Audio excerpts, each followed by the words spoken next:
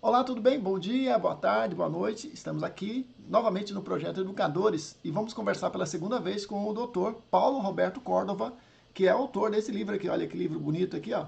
Ele me presenteou com esse livro, editora Conexão, né? Contexto, né? Conexão, contexto, né?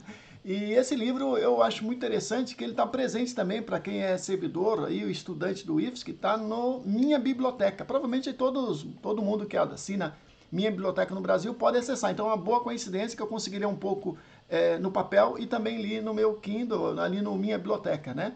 Então muito obrigado, Dr. Paulo Roberto Córdova, por atender o nosso convite para falar um pouquinho sobre essa obra que é muito boa, excelente. Eu fiz uma leitura ainda parcial, não completa, mas suficiente para entender que é uma obra que vai contribuir bastante para a formação e para o letramento aí dos nossos professores, estudantes do Brasil todo. Como é que foi a ideia de você construir esse livro? Foi do teu doutorado? Como é que foi isso, Paulo? Bom dia, professor Jesué. Primeiramente, obrigado mais uma vez pelo convite e pela oportunidade de conversar contigo sobre esse tema tão atual, né, inteligência artificial. E a ideia do livro, ela surgiu realmente durante o meu doutorado, porque ao estudar ética, ao estudar governança no mundo da IA, eu me deparei com questões que realmente preocupam, e são questões, são problemas reais que já estão causando certas mudanças, algumas preocupantes, né, em relação ao mau uso da IA mesmo. E essa inquietação que eu senti, eu gostaria de passar adiante, para que as pessoas também se inquietassem com isso e passassem a buscar compreender melhor essa tecnologia. Todos os benefícios que ela pode trazer é inquestionável, ela pode revolucionar qualquer área hoje da atuação humana, mas ela também traz riscos, como qualquer tecnologia nova, né? E aí eu tive a ideia de escrever esse livro, de trazer uma linguagem acessível, mas manter o rigor científico, para falar um pouco sobre os riscos reais, né? Não aqueles da ficção científica que todo mundo já conhece, a revolução das máquinas e tal. Vamos falar da IA como ela é, como ela existe, e o que que nós podemos fazer, né, para poder mitigar um pouco essas ameaças, né, que são preocupantes.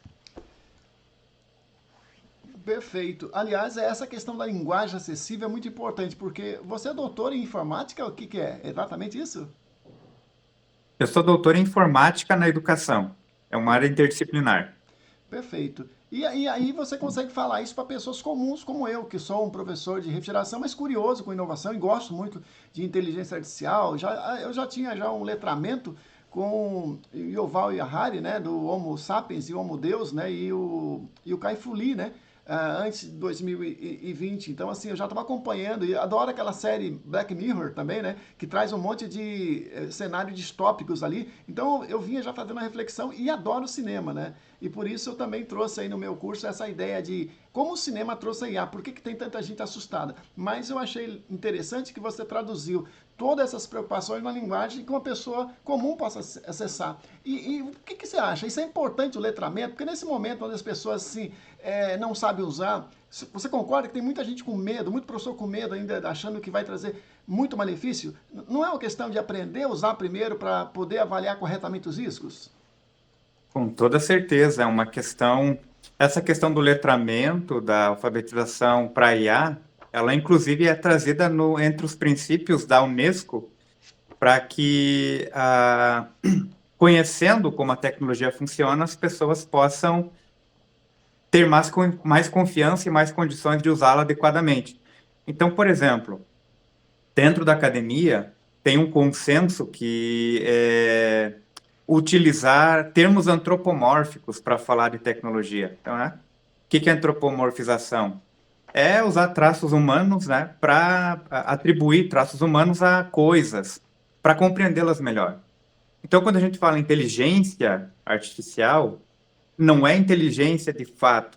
São modelos matemáticos rebuscados rodando sobre chips, sobre silício, né, transistores. Quando a gente fala em aprendizagem, é uma simulação de um comportamento que parece aprendizagem, que a gente consegue simular também em máquinas. Quando a gente fala em visão computacional, é uma forma de nós transformarmos o mundo visual em matrizes numéricas computáveis e compreensíveis. Então, nós usamos metáforas dentro da ciência, mas para nós, né, para você, José, para mim, que somos estudiosos da área, é muito claro essas metáforas, são só metáforas. Mas para as pessoas comuns, fica parecendo que, de fato, a máquina está desenvolvendo capacidades humanas de inteligência, de visão, de aprendizagem. E aí essa confusão acaba alimentando o imaginário popular de que máquinas estão prestes a desenvolver consciência, estão prestes a desenvolver sentimentos, e não é verdade, são só metáforas que a gente usa para poder compreender melhor essas tecnologias. Então, esse letramento, essa compreensão, vai tirar do imaginário popular esses medos todos, né? Eu espero que ajude, né? E vai fazer com que as pessoas passem a compreender, né? Como é que eu uso o modelo de linguagem? Quando eu entendo que ele não compreende o que escreve, não compreende o que eu escrevo, e que ele trabalha com semântica distribucional, com a proximidade semântica entre as palavras, eu vou escrever prompts melhores. Eu não vou achar que ela pode fazer o que ela de fato não pode. Então, o letramento, ele é muito importante. Fantástico. Olha só que explicação maravilhosa. E aí você fala, também teve um momento do livro aqui no início, que você fala que a IA já estava entre nós já há mais de uma década em relação aí no Waze, no Instagram, Facebook, Netflix. O problema é que as pessoas não sabem disso, né? E deviam saber, e aí acabam sendo manipuladas, né? Porque hoje tem uma epidemia de vídeo curto, por exemplo, né? Eu atribuo isso a uma epidemia. E um dos problemas é que o algoritmo é construído para gerar dopamina e gerar o vício das pessoas. E eu acho que isso não é muito ético por parte das grandes empresas, porque ela prejudica as pessoas, né? No intuito de aproximar as pessoas, que foi essa a ideia do Facebook no passado, do Instagram, que é permitir um espaço para a pessoa compartilhar o que faz ou vender produto, mas hoje eu acho que está indo para o caminho errado. É uma humilde opinião minha. O que você acha disso? Eu concordo totalmente contigo em relação a isso. E sim, a internet, a inteligência artificial já está por aí há muito tempo. E também essa é uma questão de governança, né, de ética, tratada pelos princípios não só da Unesco, você tem do I3E, né, Instituto de Engenheiros de Engenharia Elétrica e Eletrônica, você tem também na OCDE tratando isso, você tem na União Europeia, e isso é uma tendência de passar dessas organizações supranacionais para legislações nacionais a fim de regular, né, o uso e o desenvolvimento da IA. Então, o que isso implica? Essa falta de transparência, ela faz com que realmente as pessoas usem de forma desavisada e acabem caindo em algumas armadilhas, né?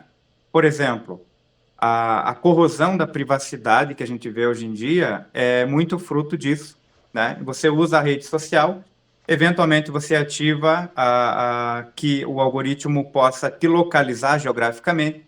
Então, suponha que existem lugares que você vai e que você não quer que ninguém saiba. Não precisa ser um lugar reprovável, mas é um lugar que só você quer guardar para si, né? Seja o que for. O algoritmo e o detentor do algoritmo sabem.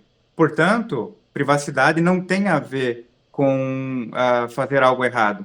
Esse é um pensamento equivocado que as pessoas têm. Eu não faço nada errado, não tenho nada a esconder, não preciso de privacidade.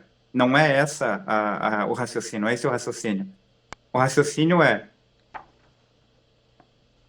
o direito à privacidade, ele é um direito fundamental.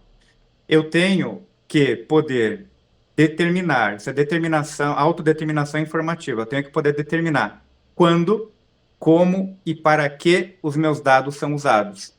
Se eu não sei nem que eles são coletados, como é que eu vou saber como é que eles são usados? Então, essa falta de transparência, onde quer que eu esteja, o algoritmo vai saber. Se eu estou rolando na timeline lá, né, de repente eu paro num vídeo E é um vídeo, é um tipo de vídeo que eu não quero que ninguém saiba que eu vejo. Pode ser qualquer coisa, sobre animais, sobre qualquer assunto, né? Luta livre, MMA. Eu não quero que ninguém saiba que eu gosto de MMA. Mas de repente eu parei naquele vídeo. Eu foquei mais de 4 segundos. O TikTok, por exemplo, vai saber que aquilo te interessa. E aí vai passar a te oferecer e pode te colocar em situações constrangedoras, porque você pode estar rolando a timeline com alguém e começa a aparecer vídeos de um determinado gênero que você não quer que ninguém saiba que você gosta. Então, a privacidade começa por aí. E a partir disso, tem ainda problemas relacionados à curadoria digital feita pelas IAs. Né? O que seria essa curadoria? Ela vai passar a determinar que tipo de conteúdo você vai ver. E aí você perde uma coisa que é a liberdade de escolher, né? Você passa a receber na tua timeline somente aquilo que o algoritmo acha que você vai gostar. Em termos de conteúdo, isso é preocupante. Por quê? Porque ele te coloca numa bolha informacional, né? E isso te faz perder contato com o contraditório, te faz perder a capacidade do livre pensamento, porque uma vez que você só vai ver conteúdo de um tipo, você só vai pensar dentro daquela limitação ideológica, né? Seja o que for, seja só futebol, seja só política, né? E esse fenômeno tem levado muito as pessoas à radicalização em última instância, né? Então isso é um pouco problemático.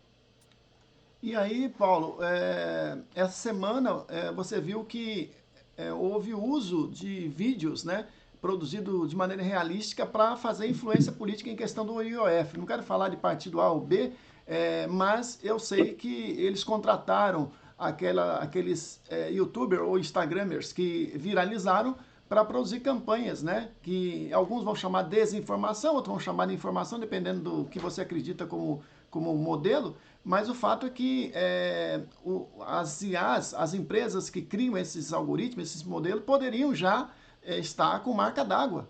Porque tem muita gente simples que está sendo enganada sem saber, achando que é real. Então é importante hoje que os vídeos tenham tanto realismo que tivesse a marca d'água em todos os vídeos, para garantir que as pessoas não pudessem ser enganadas. Eu acho que essa é uma das maiores ameaças do nosso tempo. Eu não tenho medo da Skynet, porque eu acredito que uma hora a gente pode puxar da tomada. Eu tenho muito mais medo disso gerar um estado de corrosão da democracia, de erosão da democracia, que não tem mais volta. O que você acha desse movimento? Você chegou a observar isso? Sim, com certeza. Esse é um movimento que ele preocupa por uma questão de transparência, né? Novamente, voltamos à transparência. Quando a IA está sendo usada, as pessoas têm que saber como, elas têm que saber que dados estão sendo coletados, como serão processados e para que serão usados. Isso tem que estar claro. Se eu estou vendo um vídeo criado por IA, eu tenho que saber que é um vídeo criado por IA. Se os meus dados estão sendo usados por IA, eu tenho que saber em que momento estão sendo coletados, no mínimo, né? E aí isso leva a uma outra preocupação, que é o fato de que, se nós chegamos nesse ponto, se nós chegamos nesse ponto em que estamos com um conteúdo majoritariamente orgânico, criado por humanos, né? Que tem, sabidamente, capacidade de produção limitada. Você não consegue colocar uma pessoa a produzir vídeos e conteúdos 24 horas por dia, 7 dias por semana. Mas, mesmo com essa capacidade limitada de produção, nós conseguimos criar essas bolhas de informação que capazes de capazes de manipular a opinião pública e influenciar as próprias democracias. Imagina agora que você pode colocar máquinas trabalhando 24 horas por dia, 7 dias por semana, para gerar conteúdos com viés ideológico ou com intencionalidade de persuadir as pessoas. Então você vai inundar a internet com conteúdos falsos, capazes de manipular as pessoas. Tem um outro detalhe também que as redes sociais fazem, que é importante que as pessoas saibam, que elas conseguem mapear perfis psicológicos das pessoas e também as vulnerabilidades psicológicas de cada perfil. E aí o tipo de conteúdo que elas vão mandar para o usuário é o tipo de conteúdo perfeito para convencê-lo. Então, esse é o problema. A falta de transparência, isso que você falou, é muito importante. Para alguns é informação, para outros é desinformação. Essa diferença, essa polarização, ela vem justamente do fato de que o conteúdo que é mostrado para cada um, ele é altamente adaptado ao perfil psicológico daquela pessoa. Então, a inteligência artificial, ela não é uma coisa, ela é várias coisas e ela é usada de várias formas diferentes por pessoas mal intencionadas, e o resultado é isso que nós estamos observando hoje em dia, né? As pessoas brigando com familiares, as democracias sendo manipuladas por atores políticos mal intencionados. E o problema não é da IA, o problema é das pessoas que fazem o mau uso dela. Isso é importantíssimo deixar claro. Fantástica essa explicação, né? Aí me lembrou quando você falava da Cambridge Analytica na eleição de 2016 do Donald Trump, Steve Bannon, né? Que eles criaram toda uma série de... Eles criaram 300 perfis psicológicos dos eleitores norte-americanos e cada um na sua bolha recebia material que confirmavam que é o viés de confirmação, né? E isso virou um padrão em campanha política no mundo todo, né? Ou seja, não pense que não foi usado no Brasil nem em todas as campanhas seguintes. Eu me lembro que a primeira vez que se usou a tecnologia de rede social foi na campanha do Obama, né? O Barack Obama foi eleito já, tanto em 2008 e reeleito em 2012, usando doação de micro doações no Facebook, a primeira vez que se usou. Em 2016, o Donald Trump também fez e assim por diante, né? Então não tem mais santo mais em política, nem de direita ou esquerda, né? Todo mundo está usando, né? E a gente muitas vezes é manipulado por isso, que é realmente um perigo, porque isso influencia a política pública, pode definir o destino de uma nação quando você faz isso. E é o que está acontecendo hoje. É uma grande preocupação, né? Que é um exemplo de IA usada, do meu ponto de vista humilde aqui, pelo mau uso, né? Um uso não ético, né? E não tem como competir, porque realmente não é só produção 24/7. Eles contratam agora influenciadores, essas pessoas que têm muitos seguidores, e pagam para elas reproduzir em escala. Então tu vai ter ali 1000 influenciadores de cada lado jogando isso e esses vai chegar em você. Em algum momento vai chegar, porque todos nós, gostemos ou não, estamos em alguma bolha. Né? A gente pode até não saber, mas temos alguma bolha, porque o material que eu recebo não é o que tu recebes. Porque nós clicamos num gatinho um dia, que é um gatinho fofinho, no cachorrinho fofinho, e aí vem, ou clicamos em luta livre ou qualquer outro assunto e acaba vindo mais, né? E é mais e mais e mais por causa da dopamina, que tem que reter o nosso tempo, porque o nosso tempo, né, diante da tela é o que eles estão querendo que a gente permaneça, né? E para mudar um pouquinho de foco, eu gostei muito de um capítulo aqui seu sobre o viés e o preconceito, porque a gente sabe que a IA é treinada, né, com todo o conhecimento que está na internet. Eu penso que 90% está em inglês e tem muito lixo na internet. A brincadeira que eu falo assim, é um universo de lixo e você tem que garimpar o que é bom. E nós temos tanto conhecimento aqui dentro, né, mais conhecimento do que o homem foi à Lua, o computador que levou o homem à Lua, mas as pessoas usam de maneira indevida. E aqui tem muito conhecimento, mas tem que saber usar, tem que saber separar. Por isso que eu acho que o papel do professor, sempre como mediador do conhecimento, para orientar o aluno nesse processo. Porque sozinho a pessoa é inundada de informação e informação demais é ruído. Aí você trouxe a questão do viés, e aí tem o viés do racismo estrutural, e também a questão do machismo estrutural também, vamos dizer assim, né, que o papel da mulher, né, ele é sempre visto com viés aí na IA. Você podia falar um pouquinho sobre isso? Como é que você abordou essa questão no livro? Claro. Primeiro é importante deixar muito claro, né, para quem está ouvindo, que muito se fala em racismo da IA, um algoritmo racista. Eu tenho um capítulo com esse nome no livro, mas é para chamar a atenção. Depois, dentro do capítulo, eu explico como é que funciona. A inteligência artificial, ela não faz juízo de valor. Ela é uma máquina. Ela replica estatisticamente os dados com os quais nós alimentamos ela.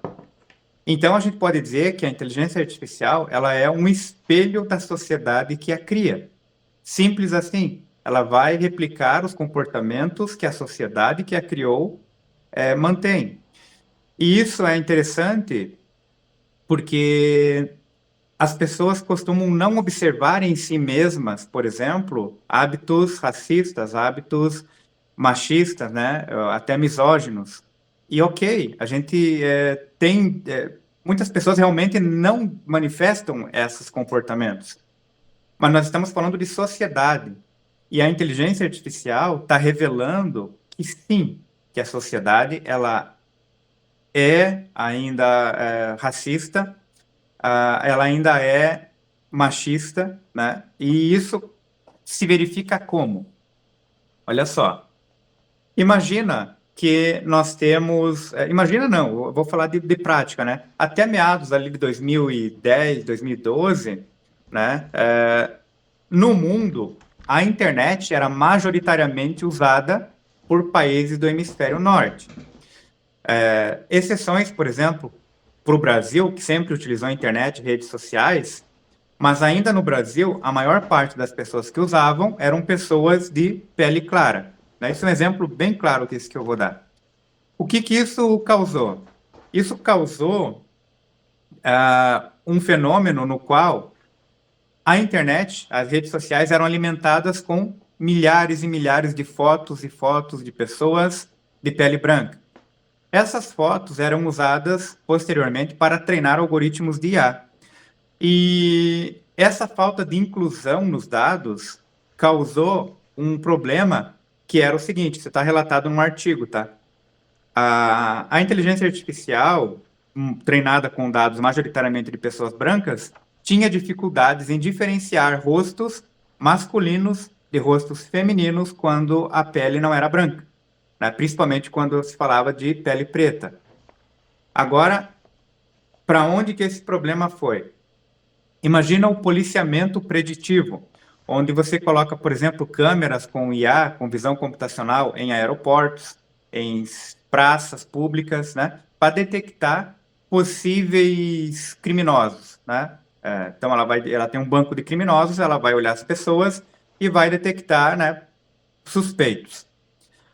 Se a inteligência artificial tinha dificuldade em diferenciar um homem de uma mulher, imagina um homem suspeito de um homem não suspeito. Entende onde eu quero chegar? Isso levou o quê? A uma onda enorme de falsos positivos, levando a polícia a prender muitos homens de pele preta inocentes. Problema disso. Se eu tenho a pele preta e eu sei que em determinado lugar tem uma câmera de policiamento preditivo, e eu sei que a chance de eu ser detectado como um falso positivo, né, como um possível criminoso, mesmo não sendo, é grande, eu não vou naquele lugar. Então, nós estamos excluindo as pessoas, né, desses lugares, simplesmente porque elas vão ter medo de ser identificadas.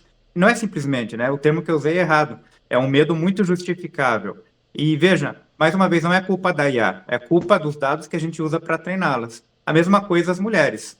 Se você olhar para a sociedade hoje, cargos de poder são majoritariamente ocupados por homens, né? Isso é indiscutível. Ah, mas a presidente do Palmeiras, não sei o quê, é exceção. A regra são os homens.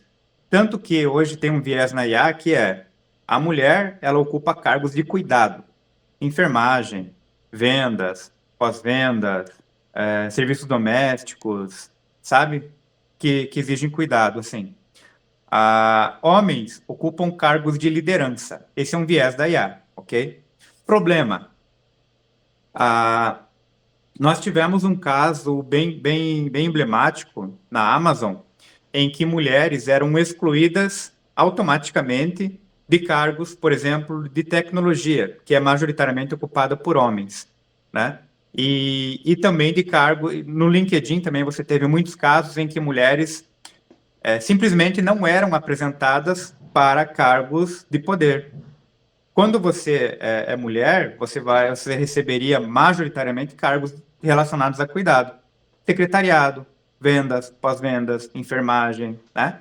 Não receberia cargos de CEO, de liderança, de gerência, que eram guardados para os homens.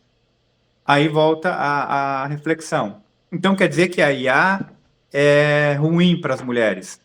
Não. Isso quer dizer que os dados que nós usamos para treiná-la mostraram que a sociedade ocupa homens em cargo de poder e mulher em cargos de cuidado. Então, a inteligência artificial aprendeu a replicar o que a sociedade já fazia, certo? A IA não faz juízo de valor, é muito importante deixar isso sempre claro. Ela copia, ela é um espelho da sociedade.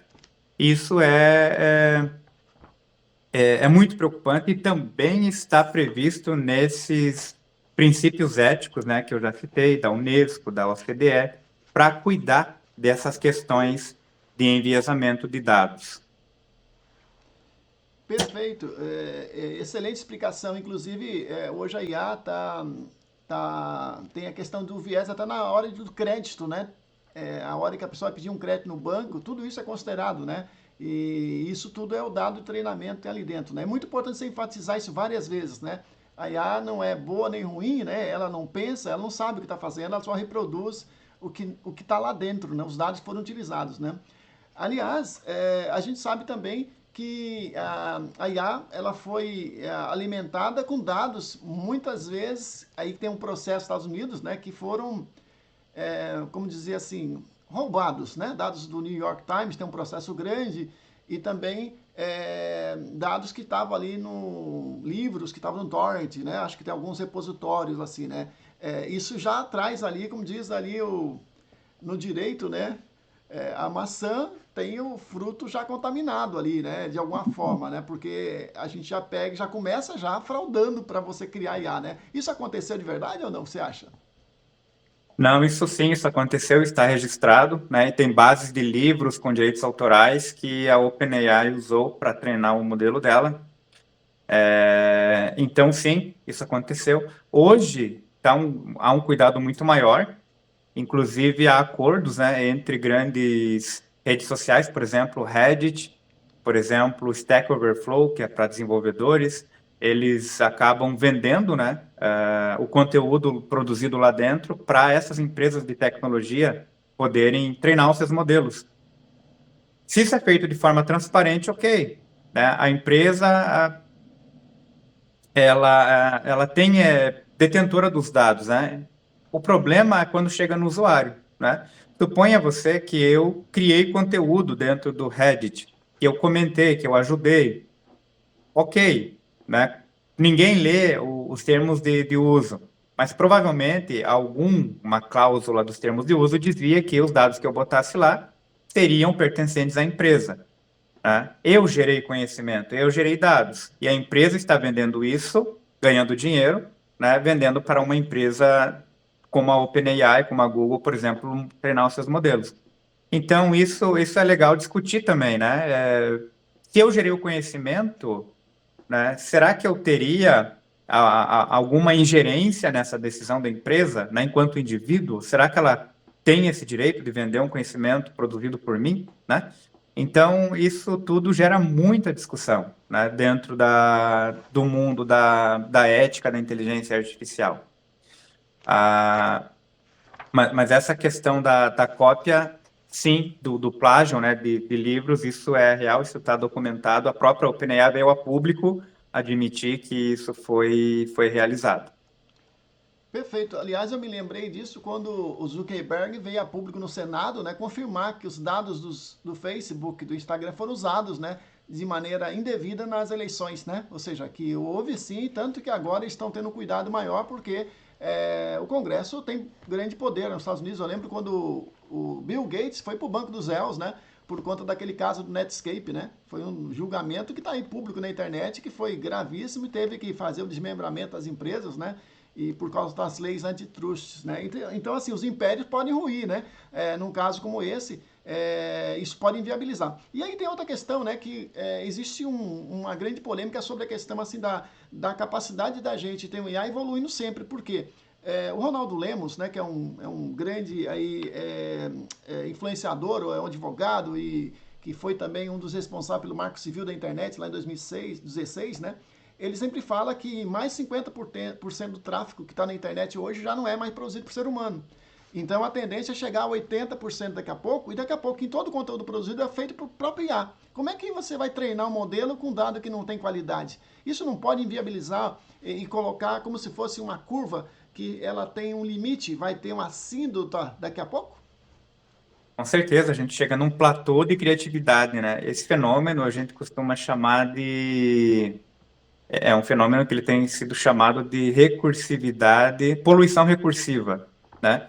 Que é, ora, se tudo que tem na internet daqui a pouco vai ter sido produzido por IA, e se a IA é treinada com o conteúdo da internet, e a IA em si não cria nada, ela só replica, então você chega num platô de criatividade. Porque se quem cria é o humano e o humano não está criando, está usando IA para criar, então não se cria mais nada, né? O ser humano atingiu o seu pico, o seu platô em termos de criatividade. Então, pensando nisso, isso é bem interessante essa pergunta, porque, repare bem, nós temos visto nos últimos 1 ano e meio que os modelos de linguagem, eles não têm mais sido desenvolvidos com base em treinamentos em grandes bases de dados, né?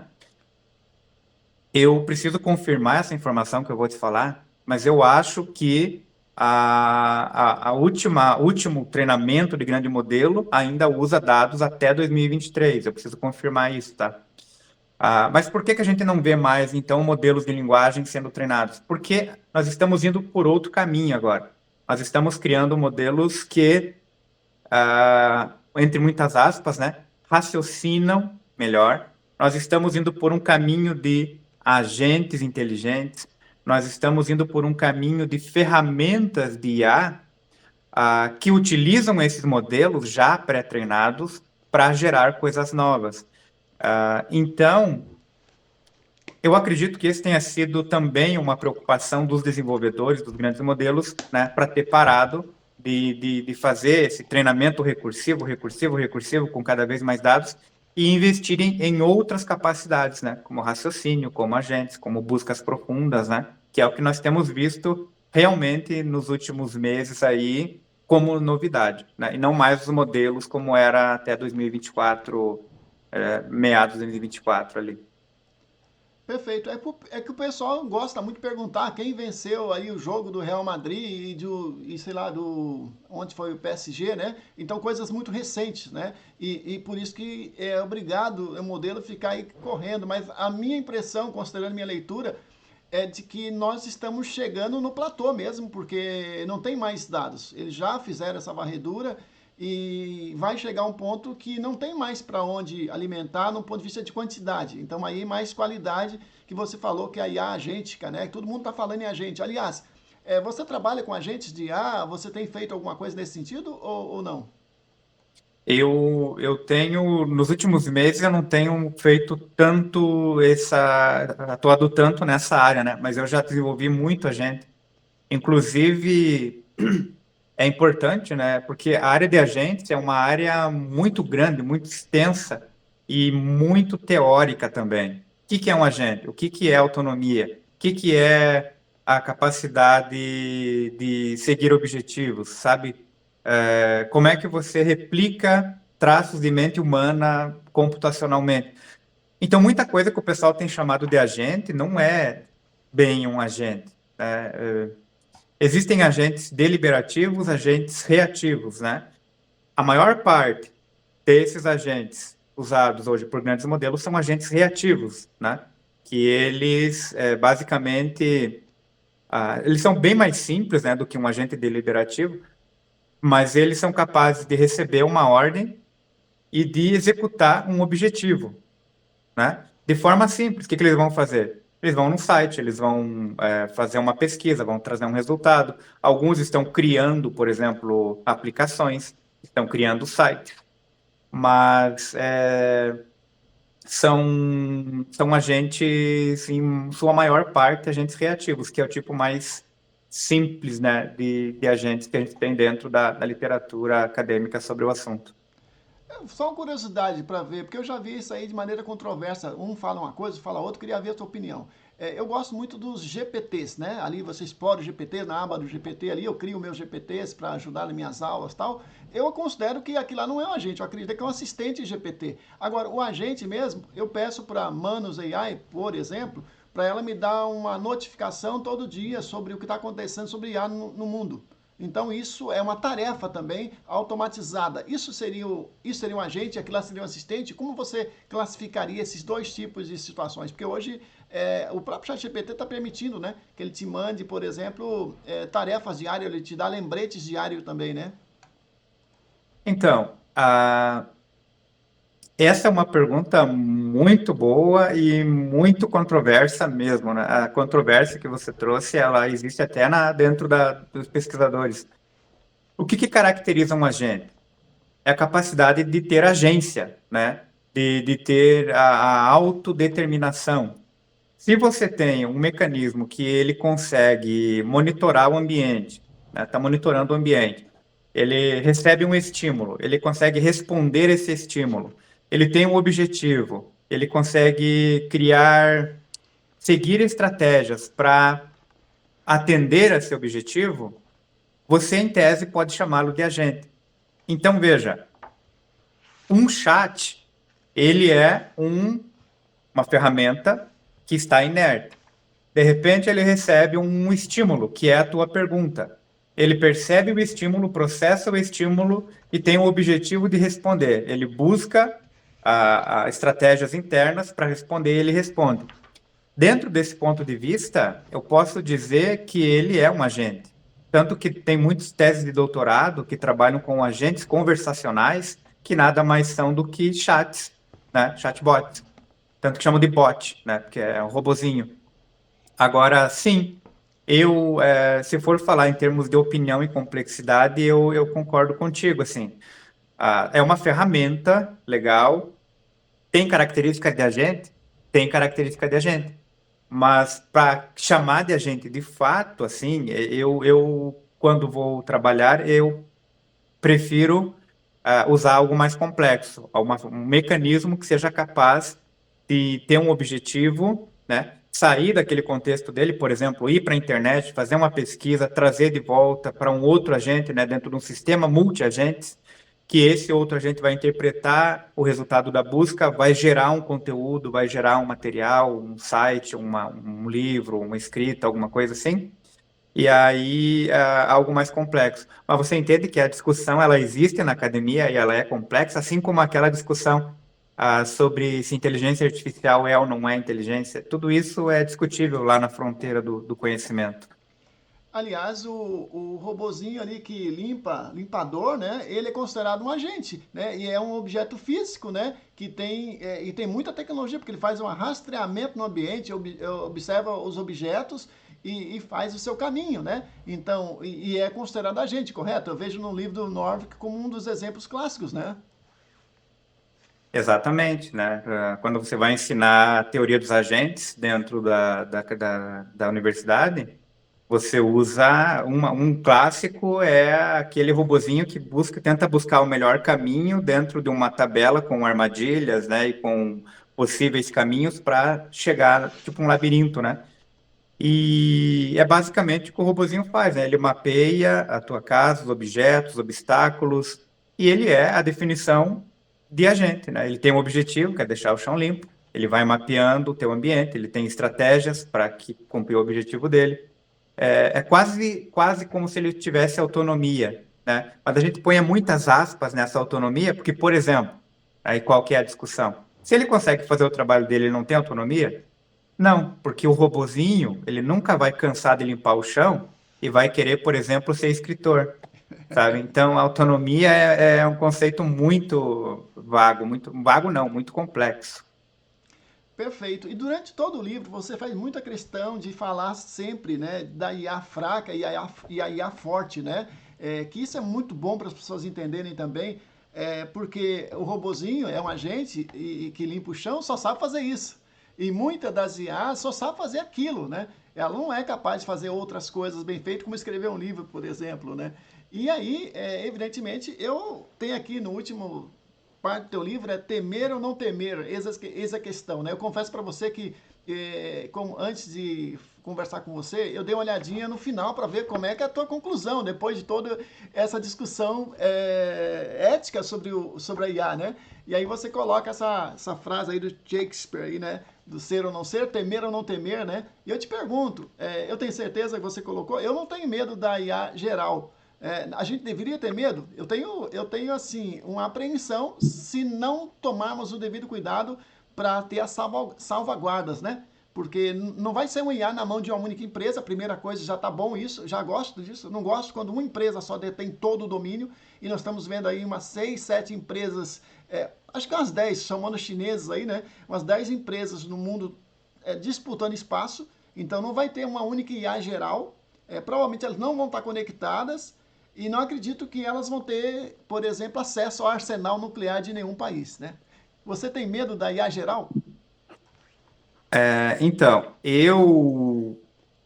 essa pergunta também é muito legal, porque se a IA fraca é aquela que faz uma coisa por vez, né? Por exemplo, ela é muito boa em compreender e gerar texto, mas ela não consegue diferenciar um grampo de cabelo de um ônibus, porque ela simplesmente não enxerga.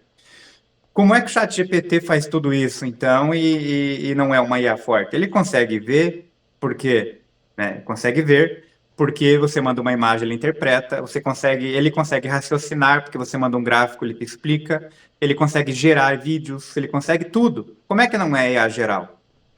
Devagar, né, com o pessoal, assim. O ChatGPT é uma ferramenta que você conversa com ela, por trás dela existem mecanismos que fazem a orquestração de várias IAs fracas.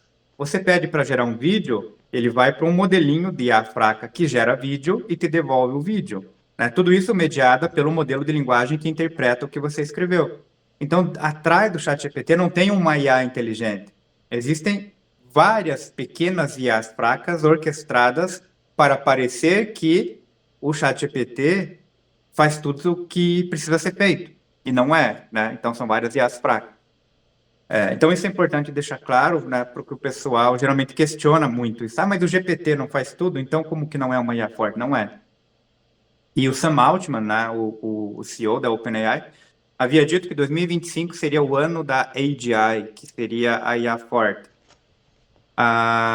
Veja, dentro da literatura acadêmica, você trabalha a IA forte muito mais como uma hipótese filosófica do que como algo real. Ela não tem muita viabilidade tecnológica, nem do ponto de vista algorítmico, que são os modelos, né, que a gente usa para treinar e tal, e nem do ponto de vista tecnológico. Demandaria um poder computacional, sabe, que nós não temos hoje. Então, o meu ponto de vista, assim como de provavelmente a opinião majoritária dentro da academia, é que não é possível hoje vislumbrar uma IA forte. Ela não tem muitos caminhos para a gente atingir ela de verdade. O que o Sam Altman provavelmente tinha em mente? Eu vejo duas hipóteses. Primeiro, uma especulação, né? Porque a IA hoje é uma questão geopolítica.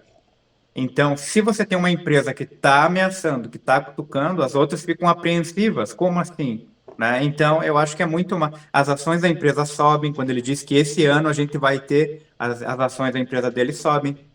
Então, ou é a especulação dele, ou a segunda hipótese pode ser que a empresa ressignifique o conceito de AGI para adequar o modelo deles a uma AGI. Né? Então, eu vejo esses dois caminhos. A AGI, ela é muito complexa até para descrever o que ela é. Né?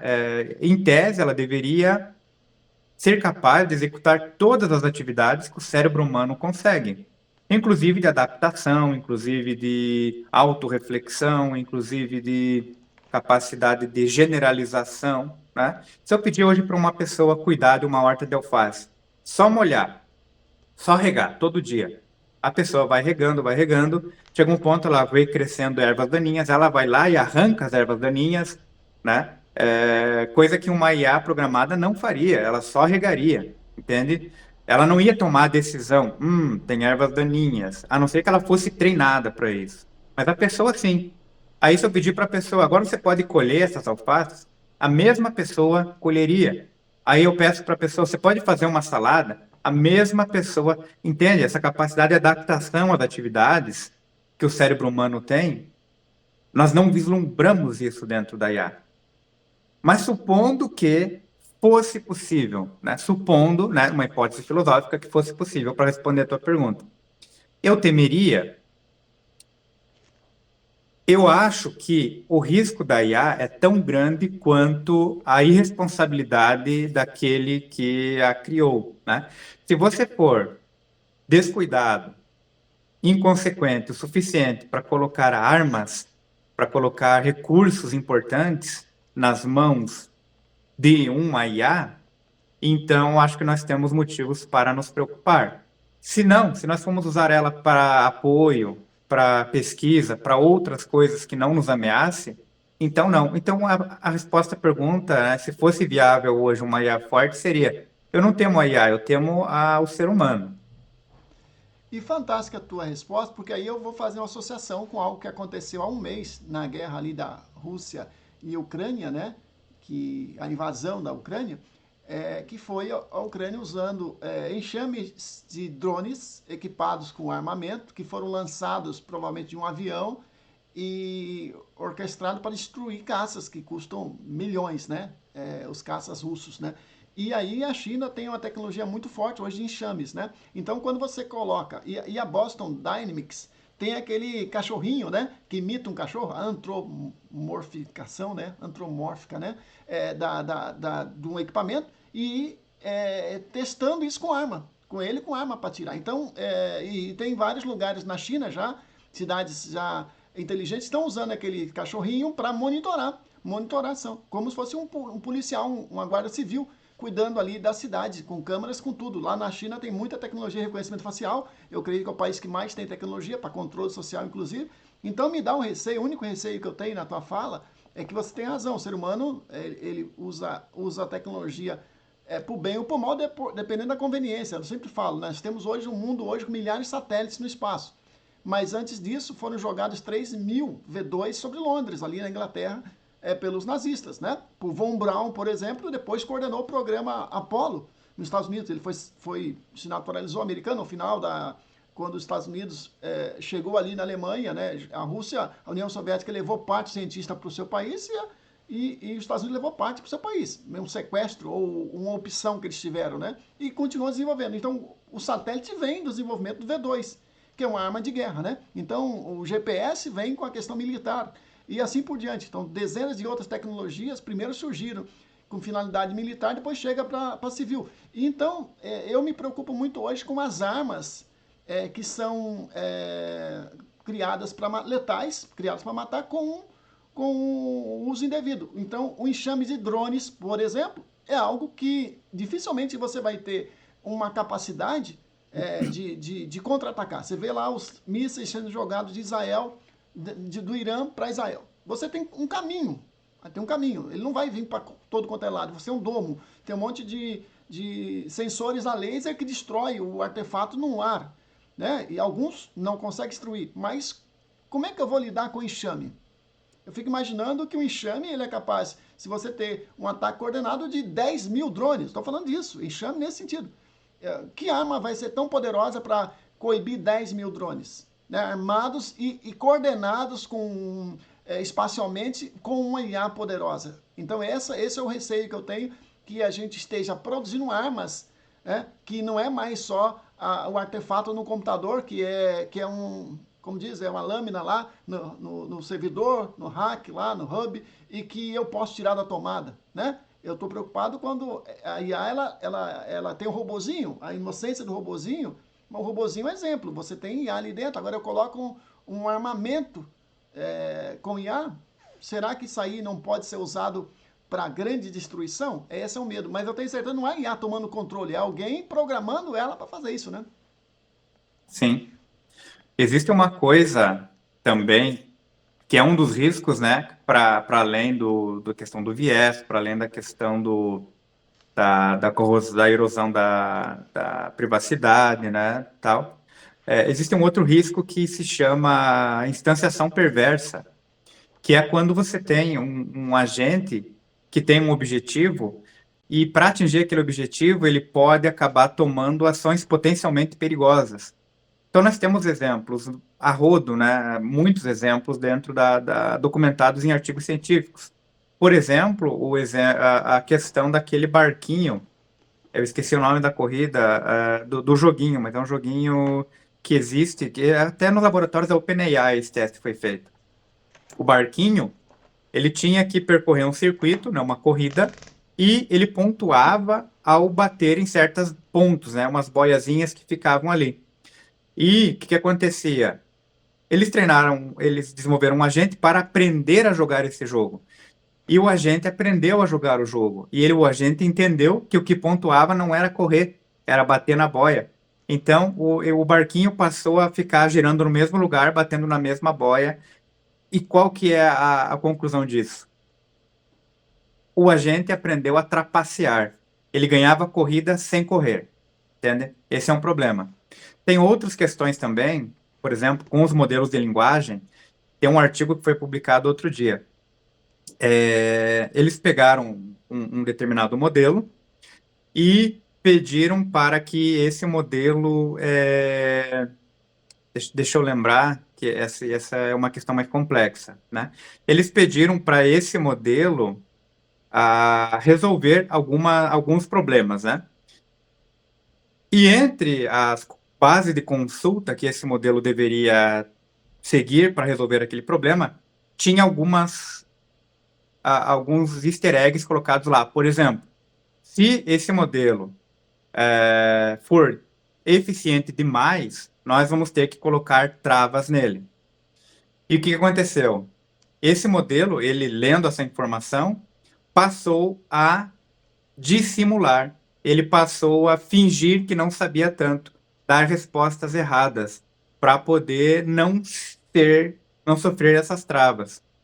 Um outro modelo fez mais. Ele leu, né, nessa documentação, se esse modelo não for bom o suficiente, nós vamos descontinuá-lo, nós vamos deletá-lo. O que ele fez? Ele criou cópia de si mesmo em outra base, né, que eles deixaram aberto, em outro local, copiou os seus parâmetros, né, seus pesos lá dentro dele, para que ele não fosse destruído.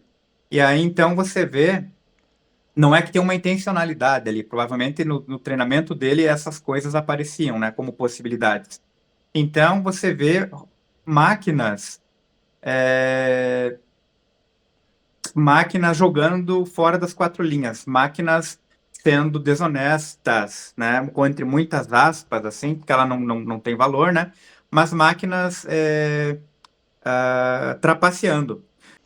Isso, você imagina, então, esses mecanismos de trapaça sendo observados em um campo de batalha com robôs armados. Essa que era a minha conclusão, né? Você imagina um robô desse equipado com armas ou um enxame desses equipado com IA, com objetivo, incorrendo em instanciação perversa, sabe? Instanciação perversa é algo que não dá para prever em laboratório. A gente tenta mapear todas as possibilidades, mas, né, nem sempre é possível. Pô, que conversa incrível. Eu tô finalizando, tá? Eu vou depois fazer bastante cortes, porque o livro é incrível. Eu faço mais uma vez aqui a propaganda, porque tudo que a gente está discutindo aqui está no livro, né? São questões que eu trouxe, que eu selecionei como pontos chaves ali, né, do livro, né? Que realmente merece ser lido e é uma obra, assim, que vai contribuir bastante, né, para os nossos estudantes. E como a gente está numa instituição tecnológica, né? Eu me lembro bem do professor Eli Lopes, que trabalha aí também no Campus Caçador, não é isso? Ele Isso. faz um trabalho muito bom aí na questão da produção acadêmica, né?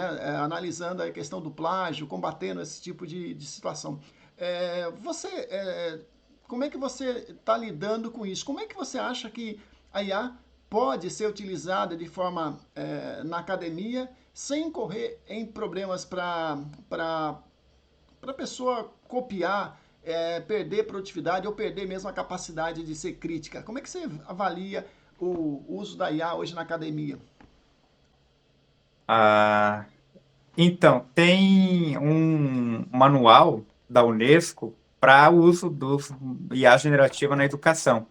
E ali ela traz várias possibilidades, né, de utilização da IA para pesquisa, inclusive, né, pesquisa para a área de educação em geral.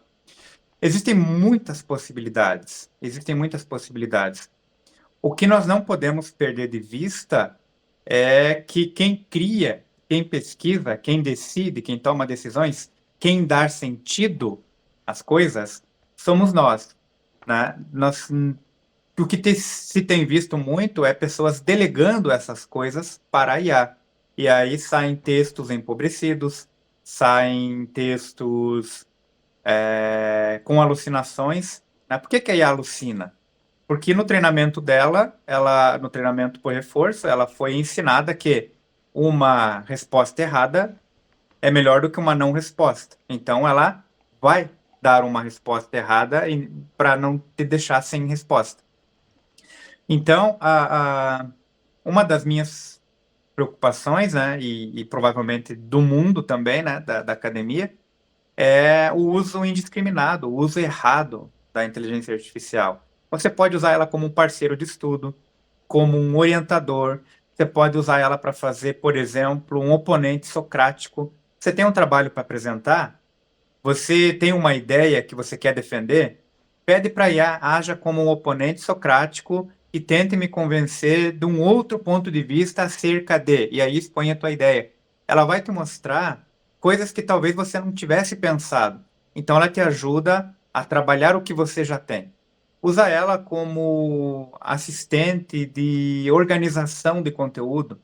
Hoje o Notebook LM te permite subir 50 PDFs de artigo científico. Pede para ela te ajudar a fazer um fichamento, sabe? Ferramentas que aceleram o teu processo de pesquisa são para isso que ela serve. Ela não serve para escrever, para pensar por você. Tem uma ideia de artigo? Pede para ela te ajudar a refletir sobre possibilidades, sobre hipóteses de pesquisa, porque ela é treinada em base de pesquisa também. Então ela vai te ajudar. Pede para ela te ajudar a modelar um problema de pesquisa, mas te ajudar, não fazer para você. Aí a IA vai mostrar, aí você vai ver o potencial que a gente fala quando cita amplificar as nossas capacidades e não substituí-las. Essa que é o uso mais adequado que se faz da IA. Eu poderia citar exatamente todos o que a Unesco coloca como possibilidades, mas aí se tornaria talvez um pouco chato. Não, eu coloco o link depois do relatório, que eu tenho esse relatório também, aí o pessoal que tiver curiosidade, né, pode acessar também, né?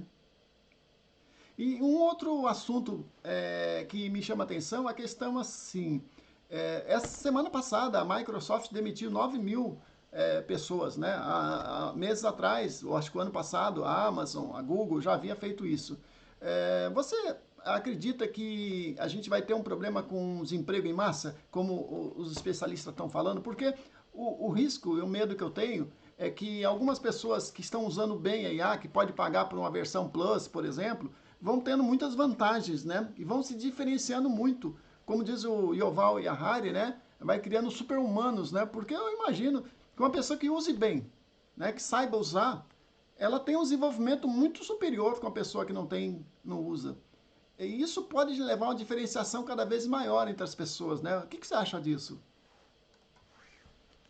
Não tem dúvida de que vai causar e já está causando uma reconstrução da ordem produtiva, né? Como qualquer tecnologia. Então, por exemplo, os charreteiros não vão mais existir por causa da invenção do automóvel. Não, mas aí veio os motoristas de carro, sabe? Então, com a IA vai ser a mesma coisa. Eu vejo que para praticamente qualquer profissão, saber utilizar a inteligência artificial de forma adequada vai ser diferencial competitivo. Vai ser não é nem um plus, talvez seja um requisito para os profissionais aí do futuro. A nova Ah, datilografia, que eu fiz datilografia, você não fez, hein? Você é muito novo para isso. Sabe que eu até tive a chance lá no meados no 96 fazer um curso de datilografia, mas acabei não fazendo. Mas você tem razão. Exatamente. Lembra como eram os cargos da área no início? Datilógrafo, operador, não sei o quê. Hoje não se pode nomear. Mas assim, a IA, ela não tem dúvidas, né? Tem um relatório da Forbes, se eu não estou enganado, mais de 300% da demanda por profissionais é por profissionais que têm um domínio, que têm habilidades em inteligência artificial. Outro dia eu ainda comentei que, por exemplo, os engenheiros, né, cargo de engenharia, que é um cargo essencialmente humano, né, é criativo, é resolvedor de problemas, mas os engenheiros que farão diferença, por exemplo, são aqueles que sejam capazes de conhecer métodos para coleta, processamento e, principalmente, análise de dados usando IA. Então, esse provavelmente vai ser o diferencial de qualquer profissão. Perfeito você falar sobre isso, porque nessas últimas 2 semanas eu participei de eventos relacionados à IA na engenharia, né? Tanto no Hackathon da Segurança do Trabalho, ali promovido pela ACEST, pelo D'Alessandro ali, né? Quanto pelo um evento lá em Camboriú, promovido pelo o professor Enio Padilha, né? Sobre IA para engenheiros e arquitetos, né? E nós estamos trabalhando num material específico para engenharia e para arquitetura, né? Ou seja, porque a gente percebe que muita gente não sabe usar ainda e pode ter mais produtividade. Aliás, eu fiquei vendo algumas pessoas reclamando do ChatGPT que ele não sabe fazer conta, né? Mas eu sempre falo, é uma LLM, foi um modelo para conversar, né? E não é um modelo matemático, mas aí tu tem o Wolfram, porque antes de ter o ChatGPT, o Wolfram já estava sendo desenvolvido, que é uma IA matemática, como o Maple, né? Na década de 90 já se tinha esses aplicativos que calculavam integrais, né? Faziam equações diferenciais de maneira surpreendente. Eu falo isso no meu mestrado, 96 eu usava, né, para fazer exercícios, né? E as pessoas usam o ChatGPT querendo que ele faça matemática. Você acha que isso é um mau uso ou você acha que a gente que não sabe pedir para o ChatGPT? Porque eu acho que ele erra muito quando pede matemática. Então, é isso aquilo que a gente estava comentando lá no começo, né? Ao desconhecimento das pessoas sobre como é que funciona o modelo de linguagem leva elas a esperar coisas que a IA não é capaz de entregar naquele formato de modelo de linguagem, né? Ela trabalha com semântica distribucional, ela trabalha com distribuição de probabilidades numa sequência de palavras. Ela não é feita para cálculo. Pode ser que a OpenAI coloque um modelo de cálculo depois, daqui a pouco, vendo a necessidade atrás do ChatGPT, como fez com o gerador de vídeo, e aí ela passe a responder com mais assertividade? Pode ser, mas não é o objetivo do modelo de linguagem. Então, esse é um fenômeno que ele nasce do desconhecimento, né, das pessoas em relação às áreas da IA, o que que a IA, o que cada modelo consegue fazer, né? Mas isso tudo é o nosso papel esclarecê-las, né? É uma tarefa árdua, mas temos que fazer. Muito obrigado, doutor Paulo. É o seguinte, eu sei que você está com a agenda cheia de eventos, está em podcast, está dando palestras, né? E creio que a gente está aí imbuído nesse espírito de disseminação dos limites e das possibilidades que a IA vem oferecer, né? Para a nossa instituição, inclusive. Eu espero que a gente consiga aí ter o nosso fórum de IA em breve, que a gente possa ter o nosso curso de formação continuada aprovado, né? Lá em São José, que é um curso de 100 horas, né? A gente fez o convite para você participar também. E acredito que vai ser uma boa forma também de a gente divulgar isso de maneira organizada, com ementa, com propósito, né? Num pensamento encadeado, vamos dizer assim, né? Ou seja, tem espaço para tudo. Já tem hoje graduação de IA, já tem hoje especialização em IA, já tem hoje curso básico de extensão, que é o que nós estamos oferecendo, e nós vamos oferecer um curso de formação continuada de 100 horas, né? Para 2026. Então, todas essas iniciativas, né? O livro dos colegas ali, o Douglas, né? Juliane, que lançou o livro, e outros colegas ali ontem ali, né? Que dessa live, são iniciativas muito importantes para a gente não ficar tanto para trás, já que a gente não tem conseguido aí acompanhar como país, né, o ritmo das grandes empresas, mesmo reconhecendo o esforço da Amazônia, da Maritaca AI, de alguns modelos computacionais brasileiros, né, a gente sabe muito bem que nós não temos uma produção de dados em língua portuguesa suficiente para gerar um modelo que seja robusto, né? Então, mesmo que ele entenda o nosso sistema jurídico, como tem a Jus Brasil, né, que são questões mais específicas, mas para a gente ter um IA que a gente possa perguntar coisas gerais, né, que possa nos ajudar, fica difícil usar um modelo que não tem uma base de dados muito consistente. Então, a gente, infelizmente, nós não vamos ganhar a corrida da IA, né? Essa corrida está entre a China e os Estados Unidos, isso é claro, né? Com uma leve vantagem para os americanos, porque começaram primeiro, mas a força dos chineses, né, no reconhecimento facial é incrível, né? Então eles também estão aí apresentando uma série de iniciativas com a Alibaba, com DeepSeek, né, com Manus AI, né, uma série de IAs aí que nos assustam, nos surpreendem, né? Mas o Brasil, infelizmente, mesmo com o Plano Nacional de IA aprovado, ainda não tem iniciativas consistentes, a minha impressão. E então nosso papel, né, ao invés de ficar esperando o governo fazer alguma coisa, sinceramente falo isso claramente, ao invés de esperar uma solução, nós estamos fazendo. Você fez sua parte, se dedicando a escrever um livro, eu estou fazendo o curso e a gente tem que criar espaço e oportunidade para falar cada vez mais sobre IA. E a tua fala hoje foi muito qualificada, é incrível a tua tranquilidade e clareza, né, para apresentar os conceitos complexos de maneira, uma linguagem simples. Suas considerações finais para a gente encerrar e muito obrigado desde já. Imagina, Josué, eu que agradeço a oportunidade, né, de poder estar aqui conversando contigo, um entusiasta também, assim como eu, da área, para poder levar para o máximo de pessoas possíveis um conhecimento acadêmico, né? Porque está cheio na internet de influencers que trazem conhecimento de cunho duvidoso, né? E às vezes falso. Outro dia mesmo eu fiz um vídeo desmentindo, né, várias coisas que têm sido colocadas com relação à inteligência artificial. E esse é o nosso papel, né? É trazer o conhecimento científico, um conhecimento mais qualificado, porque nós temos uma responsabilidade enquanto professores, né? Então, mais uma vez, eu agradeço mesmo, né, a oportunidade. Muito bom conversar contigo, como sempre, sempre descontraído, uma conversa leve, e estou à disposição para trabalhar junto. O que você precisar, estamos aí. Muito obrigado.